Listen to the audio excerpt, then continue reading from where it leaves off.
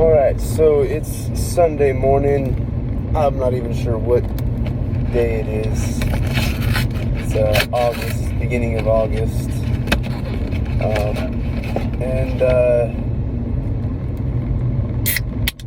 So I'm about, I think June 24th was, hear me out, June 24th was when I quit drinking alcohol.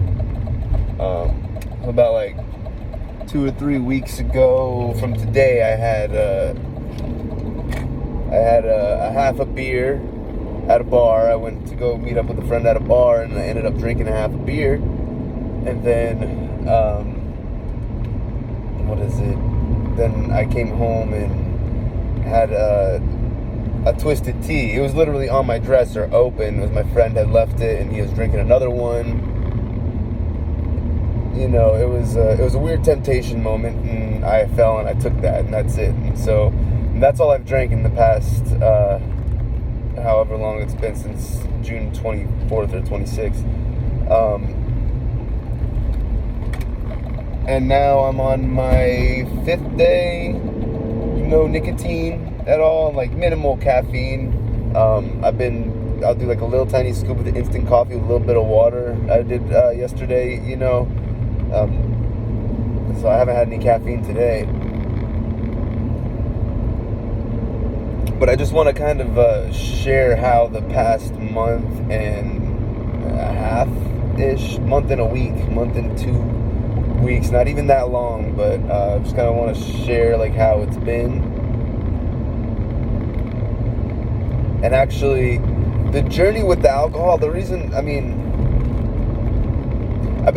trying to quit for a long time, but the past few months, I've been really cutting back, so it was only like every few days, but I'm counting, because it became like a habit of every few days and stuff, so I'm counting the true sobriety date would be like either June 24th or June 26th. I'm going to say June 26th just to, challenge myself an extra 2 days or whatever, but so it's June 26th was the last time that was my date, the day that I was like, all right, I'm done. Like, that was the last time I really drank. Of course, except for the one time that I just talked about with the one beer, half a beer and the twisted tea. So that would count as a relapse to me, because that's when I decided, all right, it doesn't matter what anybody says, like, because you hear from all sides of the perspective. Some people are saying, oh, why even quit? Some people are saying, good for you, you should enjoy yourself every once in a while, though.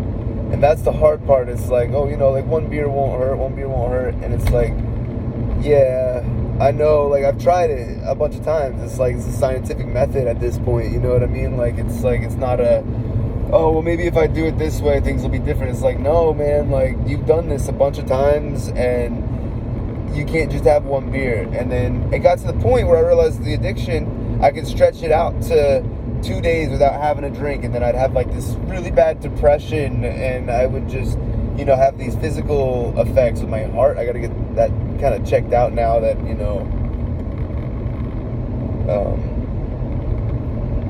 but anyway,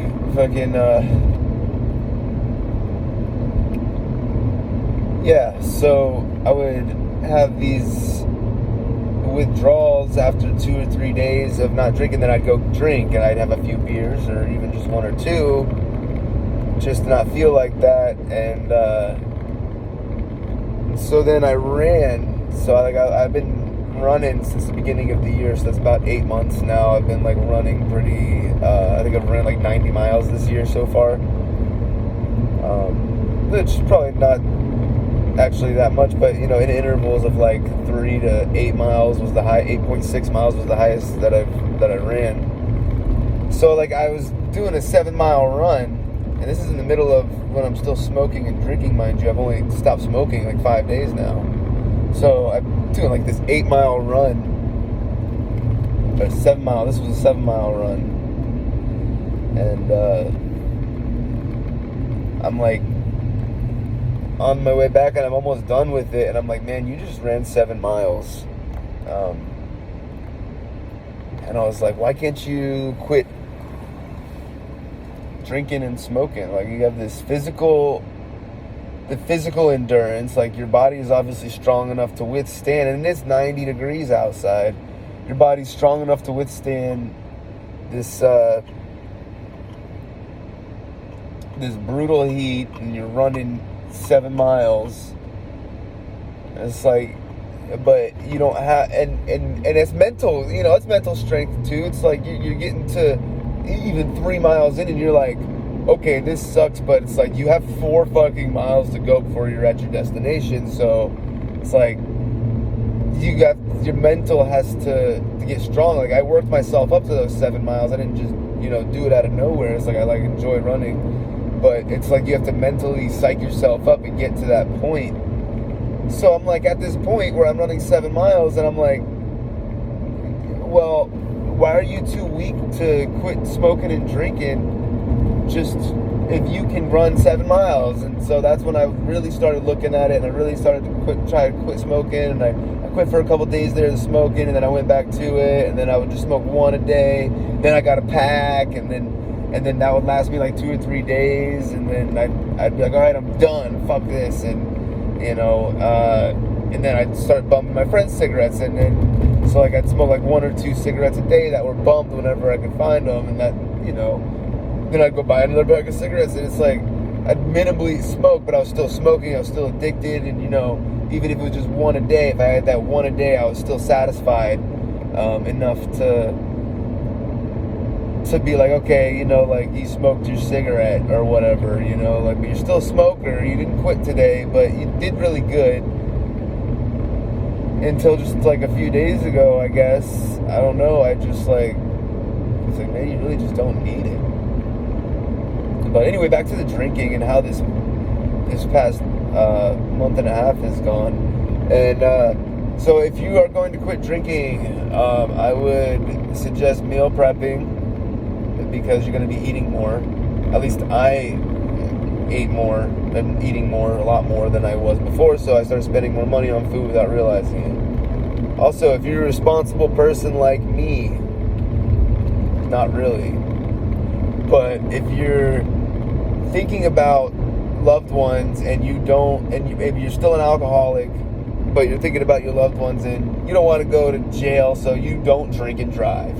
Now, I know a lot of people do drink and drive, but if you give a shit about yourself and people around you, you probably don't drink and drive. And if you do, you're an idiot. And like, I'm not saying that I've never done it, but I've been an idiot for a long time, and a lot of it because of the alcohol. Like, but for the most part, I would not ever drink and drive. And if I were to drink and drive, it was like I would give myself like an hour or two. You can ask my friends, if you're not one of them who like have seen me do it, I'm like, all right, like I need 3 hours sober, no beer, just drinking water before I can drive, and I'd still probably get a DUI if I get pulled over, but at least I wasn't drunk. But besides the point, what I'm getting at is that if you're not drinking and you're a responsible person, you're probably gonna be driving more. And for me, what's helping me get out of this is working out and going running and swimming and enjoying life in the moment, every moment that you can, in between the work and the tedious bullshit that we got to do. So it's like, I want to take some of the sparkling water here. We've switched beer for sparkling water.